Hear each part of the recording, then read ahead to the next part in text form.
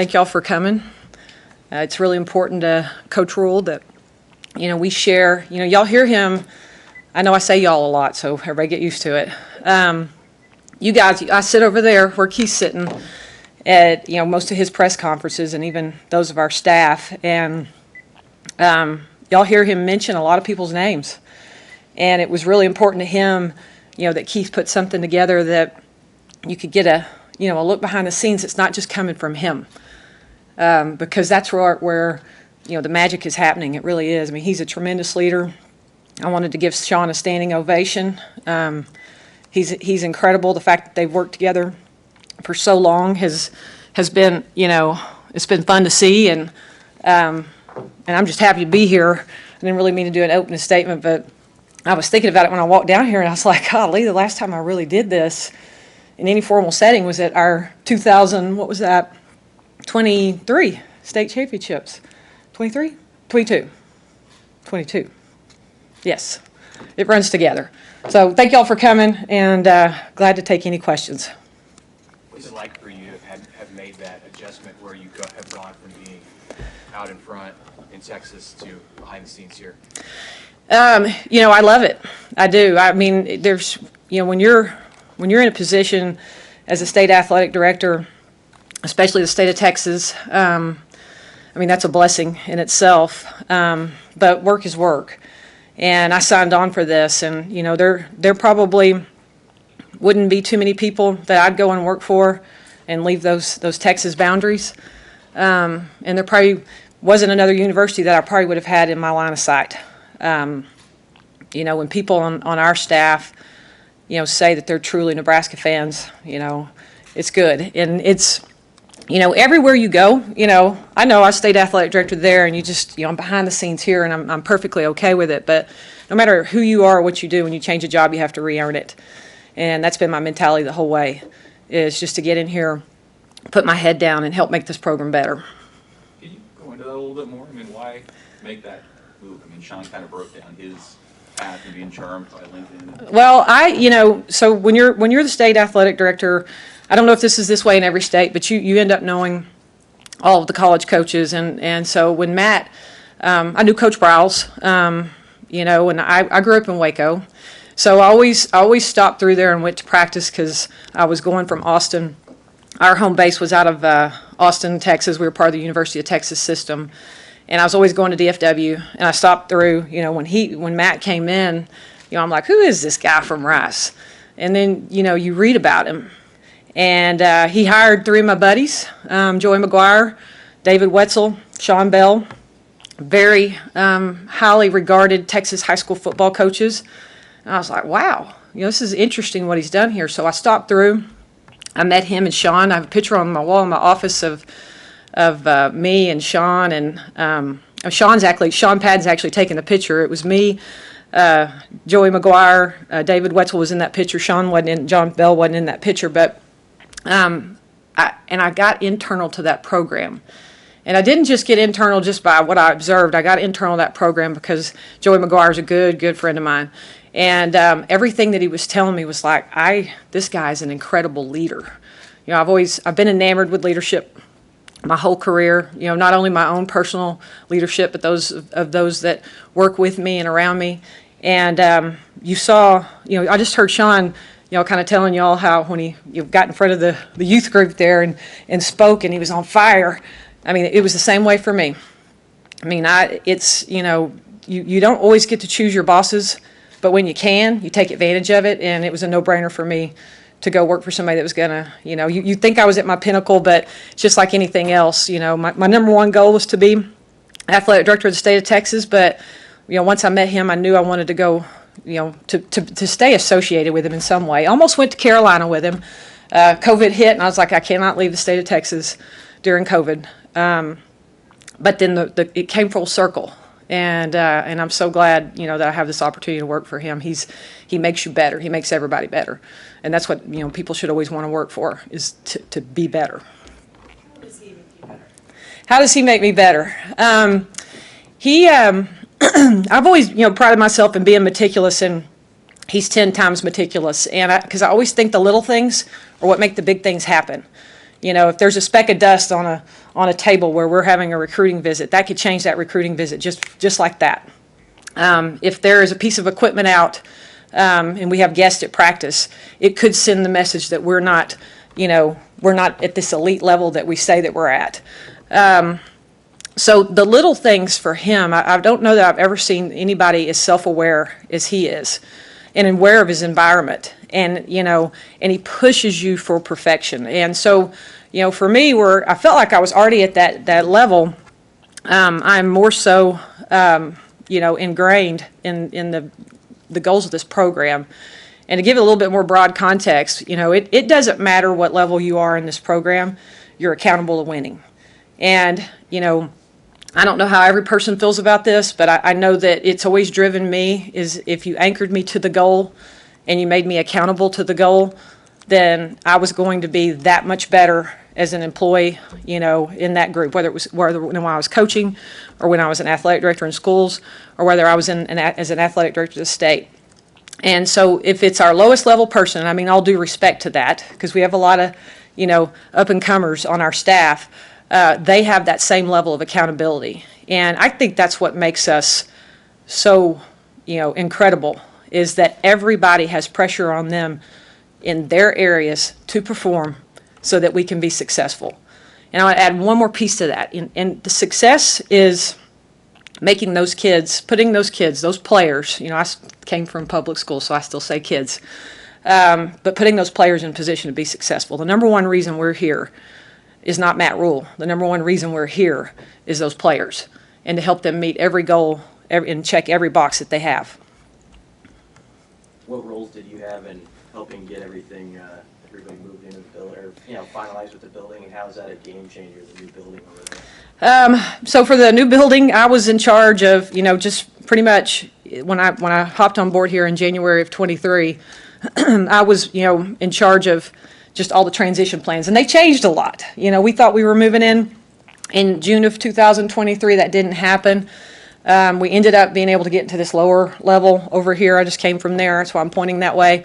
We were able to get into the locker room, the recovery area, the athletic medicine, and that was the most important thing to us, and really, for Coach Rhule is, to get those players in that locker room, especially those seniors. They had been hearing about that building, they'd had input into that building, and all the powers that be here and Hausman, they helped us get in there. I don't know that they really wanted to be on that timeline, but that made it very special. And I'll look at it, the bigger picture, and say it honestly, the transition, going just one level and then coming back and, getting on our top level, that actually probably made it a little bit better. We'd have liked to have been in way sooner.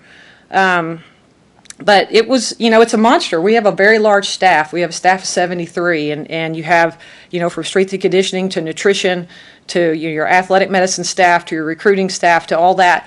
And, our on-field coaches, obviously most importantly. But, it was funny. We moved in right after spring ball, and our coaches went right on the road. So we moved our coaches into the building. But what I saw was, we were in, I think, 200,000 square feet of space, and you go over there and it's 315,000 square feet of space, and I may be a little off here and there on my numbers, but it's close. And we're so spread out, but it's unbelievable. And where we tour recruits through there, we've always had on hard hats. There's been a lot of unfinished space, and we're having an OV this weekend. To where we can show it off. That walkthrough room, y'all, and I know you guys will get a glimpse of this at some point, but that walkthrough room is unbelievable. Those meeting spaces for our players is elite as it can get. The offices, our coaches' offices, they overlook, the practice fields. And, you understand once you get inside of it, you can get lost in the wrong things sometimes, especially with the role I was in, tried to get us in there and, just the frustration of it. But you lost it just like that because, what Nebraska did and what our donors did is they put our players, our football program in a position to be very successful and to have the most elite facility in college football. And that's only going to, contribute to the recruiting, contribute to the retention and all the things that go with having a successful football program. In terms of the size of the weight room, Like, how many more all-purpose racks are in this new one versus the old one, out of curiosity? I couldn't quote that number, but what I can tell you, I should be able to do that, so y'all don't talk about me bad later, okay? But we could not lift all of our team at once in the other weight room. And we can lift our entire football team, which we have 149 on the roster, at one time. Now, we split them up for other reasons, especially like when we're in spring ball, because that way offense meets, defense is lifting. But we weren't able to do that. And, I mean, the square footage and the space and, our hill, the incline that, resistive training just inside there, the cardio deck, I mean, it's unbelievable. But, I'll never forget, we did it in mat drills. Right when we finished mat drills, we pulled the whole team into that weight room and did just a whole team lift. And I mean, I got goosebumps because you got to remember, I came from high school and you could, you had your teams, your rosters were much smaller, and you were able to lift everybody in one space. And to see every player from special teams, offense, defense, every position, every coach in there, it was awesome. And but what we do, I don't know we'll always utilize it that way, but we did do that a couple times also through spring training, and I just thought it was so cool. It probably is my background that makes me think that's so cool, but we definitely have, double the space in there now. The old weight room, like, what's going to happen in that space? I mean, are the weights going to stay in there? They did. Good question. They transitioned that over to the Olympic sports. And, we took very few items, from that building over there, and then they added a few, so they're lifting in there. So, when we remained in our offices until this space was complete, I thought it was kind of cool to look down there. Amelia Flint, she was one of our student workers for a while. Her brother's on the team.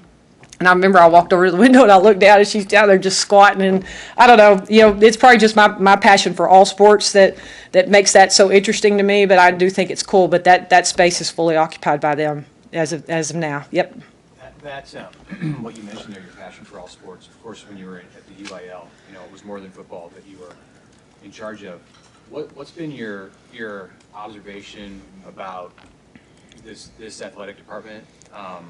Just like a 30,000-foot view, and also, how much does it, do you have a connection with Coach Rhule, because he seems to want to be so involved with things that are happening at other venues besides Memorial Stadium?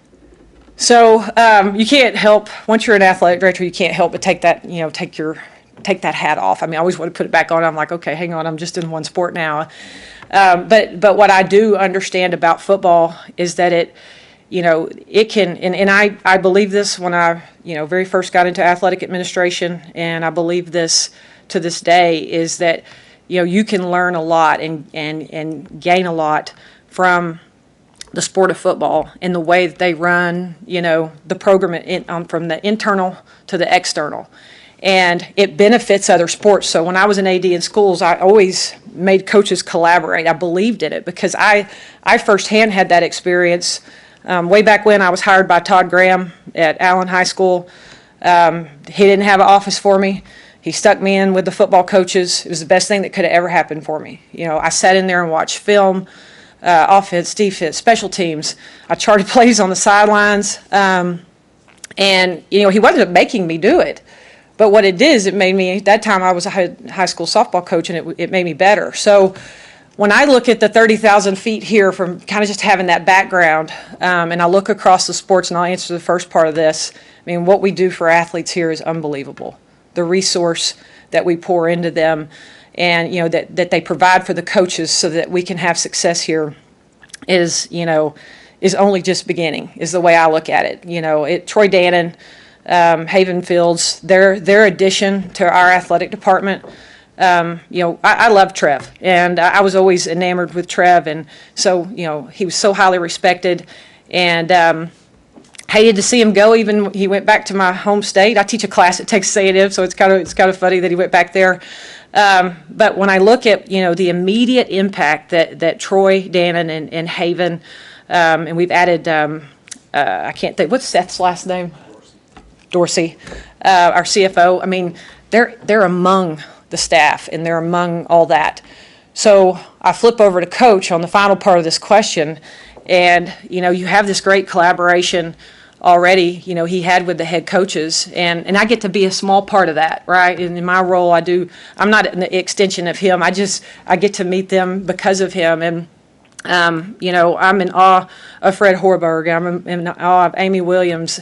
Rhonda Revelle, I asked her to speak at the Texas High School Coaches Convention this summer because I was such a fan of hers, growing up. So I watch how Coach looks across the sports and he says, what we're doing here, how can this benefit the other sports? And so when they have those head coaches meeting, although I'm not in those, I know there's nothing rehearsed. He's not trying to win favor with anyone. He legitimately wants to see every sport here have the success, of the national championship. And he hops on board. He's got two daughters, and his son will be going to school here next year.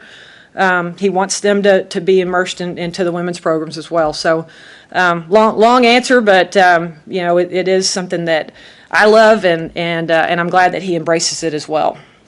How much do you think the staff has been able to change how the Nebraska brand is viewed in Texas in the time you guys have been here? He had me interview with a couple of people from the Texas area right when I got hired here, and the one thing I felt like Nebraska had moved away from is the pipeline that they did have in Texas, and I think that's just a recruiting preference and what style of play you're looking for on your team. Coach, he'll call it a developmental, and he's not wrong that our program, in some aspects, he may not get the 4 and 5 star. He'll go for the 3 star because he sees all the upside to them. But when him and I met about this job, I'm not going to be the driving train on recruiting. I'm just not. But I'm not going to hurt it either. There's not a head coach one that I can't call in the state of Texas and talk about a player and try to sell why they should come here. What everybody needs to understand, there's not much selling because Coach had such big impact while he was at Baylor on our Texas high school coaches and even on the Texas High School Coaches Association.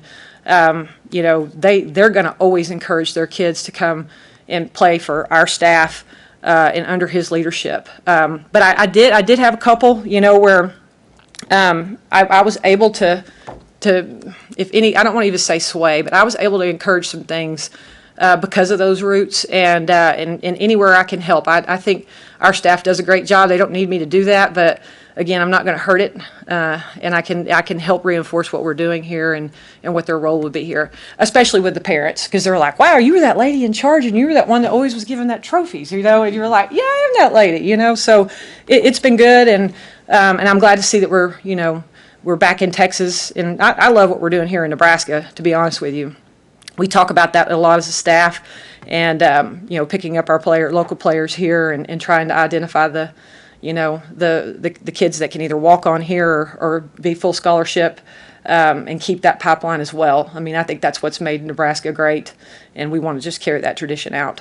How was he able to build relationships in Texas so quickly when he came to Baylor? Oh, you've seen him up here, hadn't you? Well, how did you see that kind of play out, though? Oh, I mean, he's so authentic. I mean, y'all, I get the privilege of going to a lot of things with him and hearing him speak, especially in here, to our players, to our staff. I mean, all the settings that we're in, and there's never a pocket speech. Y'all know what a pocket speech is? They give it over and over, and they're in every setting they're in. It is just exactly what he is thinking at the time, and he's so transparent. He's super intense, and I love intensity. I think that's what makes things go. But he just, when you can't help but he's like a magnet, and you want to go and you just want to take all that information because his intelligence level is off the charts, and he pulls his inspiration from so many different things. It's not predictable. I mean, one second he could be talking about Bill Belichick and all the great things that he did when he came here, and the next second he could be talking about Taylor Swift and just what a genius she's been. And and had so many setbacks early on, and is now a multi-billionaire. And it's that I don't know. I love it. I mean, because it inspires you to look for every resource you can to be better. And I think that's what he did for our Texas high school coaches: is built relationships that were authentic. The straight line recruiting in Texas. Are y'all aware of what that is? Never heard of it? So it was Texas High School Coaches Association kind of banded with all the D1 coaches in the state and asked them to have straight line recruiting, which means when you're going to offer a kid or pull an offer from a kid, you're going to go directly to the high school coach. And you're not going to offer the kid first and then tell the coach. You're going to have that relationship with the coach because, as y'all know, in Texas, all your coaches are full-time employees. Probably 90% of them are teacher coaches, but they don't have other professions and then come and coach in the evening or afternoon or whatever. And every coach committed to it. And, he honors it to this day, while we're here in Nebraska. I mean, a couple of them of our recruiting staff has actually had me call a head coach, which, I mean, I loved it. Hey, we're going to offer this kid, what do you think? And because they're like my brothers, a lot of those coaches in Texas. And but he stuck with the straight line. He bought in immediately because he could look at other states and see that they don't have what Texas has in terms of the professionalism, the daily athletic periods, the year-round training in all aspects of sports. And he also saw, the dedication of those high school coaches to those players, and he's honored it since he came here. It's awesome. It really is. Hey, Susan, you talk about your title as chief of staff. Mm-hmm. Can you just describe some of the varying duties? I mean, one day you're doing something, the next day you're doing something else. Yeah. How wide-ranging is that? It's, what you do, for me, I look over the landscape of a very large staff, and I'm like, we have some of the most intelligent and hardworking visionaries that I've, come into contact with. And first thing I came right on, I mean, a lot of them they're pretty young. I call myself the old gray mule on the staff. Me and Foley, we're the old folks. I told Matt he's about to go over the edge, he'll go over the hump and hit 50, and then he gets to be one of those. But it could change on it. I mean, in any second I could be, I could be working on helping recruiting get, the official visit right to on I call it the third floor, but it was over at that other building working with our top administration so that Matt doesn't have to, that his whole time is, he can dedicate his time to making this football program better. Now he's very hands-on, so I don't want to, change, pretend like it's anything, but, from preparing for us to go on road trips to, the daily administrative functions of this job, to sometimes even talking to the governor, it is just such a vast, landscape. And when I look at it, and I look at our leadership, they probably think I'm cheesy because I still use a lot of coach speak. I can't help it.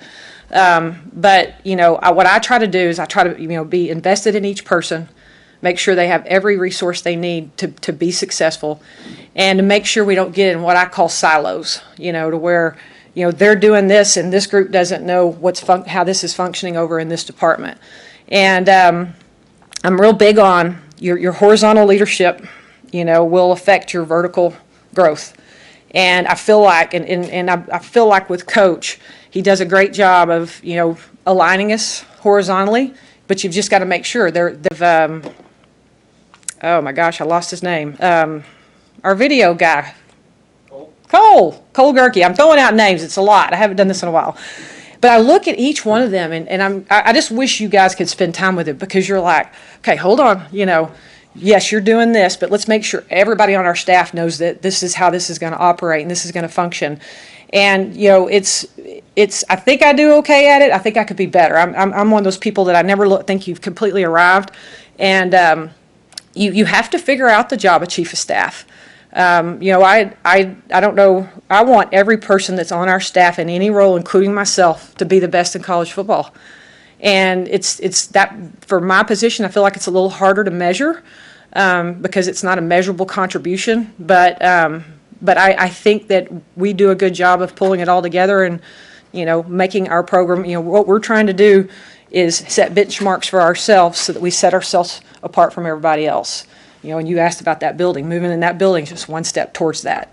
And I think that in each area, you have to push those leaders to continue to look for that next best thing so that we're doing it before everybody else is. I mean, Sean is like, he's my hero. I think he's incredibly, intelligent as well, and he is one of the strongest visionaries on our staff. Susan, I'm curious, would you like to someday be an athletic administrator, AD, senior? It's funny. Or I get this question a lot. Did you get in this to kind of be involved in day-to-day football? Just like Man, I mean, if you'd have told me I was going to be doing college football just a few years back, I'd have said no. I mean, I knew, my first 3 years of coaching and teaching, I was like, I want to be the athletic director of the state of Texas. And I poured my heart and soul into getting to that job in 2015. And I got there and I loved it. And, I do miss, there's aspects of that job I miss.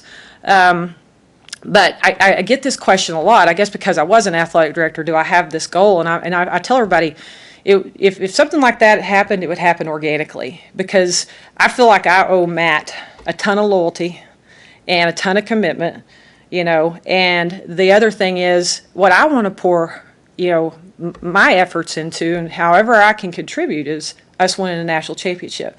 I'm not afraid to talk about it. I think that's what we're here to do. And, if I have all these other things I'm trying to do to prepare myself to become that, I'm not the best at this job that I'm doing. So it's not a goal. It's definitely not a goal. But this one wasn't a goal either. So, who knows how that'll shake out. But I just can't see myself not working for Matt Rhule. That's the way I look at it. With you being such close friends with Joy McGuire, what's it been like for you to work with Garrett? It's fun. Their mannerisms. Just a quick story. When I came here and I was talking to Matt, right before I had accepted any job, he's like, "You got to call Joey. Joey's going to tell you all the good, the bad, the ugly." And so I called Joey, and Joey's like, "Susan, I love Matt, and he given me. There was no bad, He's fast and furious. He's everything I thought he'd be." But when I called Coach back, I was like, "Coach, he said you were a piece of crap, and that I shouldn't go work for you." So that's my friendship with Joey, And of course, I told Joey. Joey's like, "Don't tell him that," But having Garrett here, I mean, it's just I feel like I've known Garrett since he was knee high to a grasshopper, but I knew him from afar. I mean, I was always interacting with Joey when he was the head coach at Cedar Hill, and when he was at Baylor. But I wasn't like I was going to their games every week because I was at a multi-school district at the time, and I had my own games to go to. But I remember when I went to a Carolina Panthers game, coach's last year there, and Garrett comes running across the field. He's on the staff, and he hugs me. He's like, "I'm so glad you're here."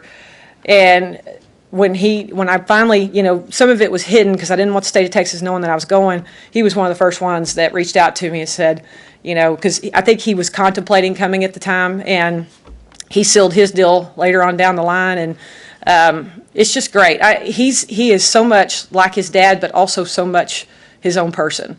And, to see someone that young, that knowledgeable is incredible. And I don't feel any, I love to come in here, when he does his press conferences, I do.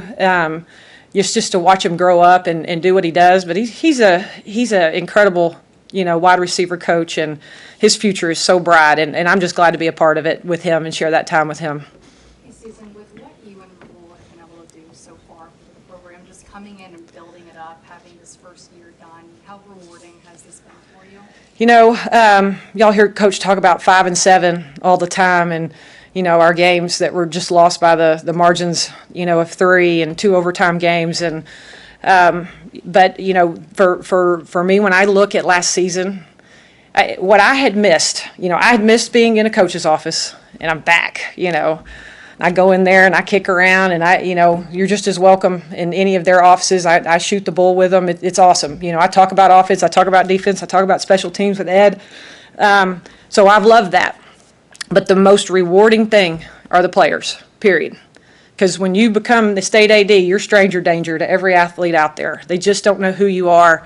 They just know you're some lady that walks around and gives out awards. Now, the coaches knew who you were, but coming here, the players, and their progression. I mean, from when we started in January, and, the things that they went through from the mat drills and, spring ball and, our summer workouts, and then we go into season, and I'll fast forward a little bit just to not make it too long, but we go 5 and 7. But the turning point for me, because when you're so in tune to athletics and coaching and the profession of coaching and player development and from all aspects, the mental aspects, the physical aspects, all the things that we have, And we lost that game to Michigan. And we went out on that field out there, and we practiced on a Sunday, and it was unheard of. And we came back that next week, and we played Illinois. And, you know, the first goal line stand that we had, and we kept them from scoring, that team changed from that point forward. Even though we didn't win the rest of those games, it was a player-led team. And, I mean, it gives me goosebumps because that's what you're working towards as a program. Any person in that role should want those players to be leading that team.